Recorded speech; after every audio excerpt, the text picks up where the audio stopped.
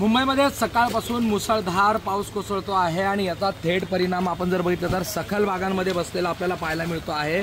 मी सध्या आहे चेंबूरच्या परिसरामध्ये। चेंबूरच्या रुग्णालयाची स्थिती आपण बघतोय। एक रुग्ण जो आहे त्याला आता या ठिकाणावरून खांद्यावरून जे आहे ती लोक नेताना आपल्याला पाहायला मिळत आहे। प्रचंड पाणी जे आहे ते या रुग्णालयाच्या परिसरामध्ये आपल्याला भरलेलं पाहायला मिळत आहे।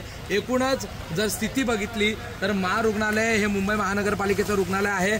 आजूबाजूला मोठ्या प्रमाणात रहिवासी वस्ती आहे आणि अशा स्थितीमध्ये इथे जर आपण बाहेरचा परिसर बघितला तर संपूर्ण हा रस्ता जो आहे तो जलमय झालेला आपल्याला पाहायला मिळतो आहे। महानगरपालिकेने पुढे काही पंप देखील लावलेले आहेत, मात्र त्याचा कोणताही परिणाम जो आहे तो या परिसरावर झालेला पाहायला मिळत नाही।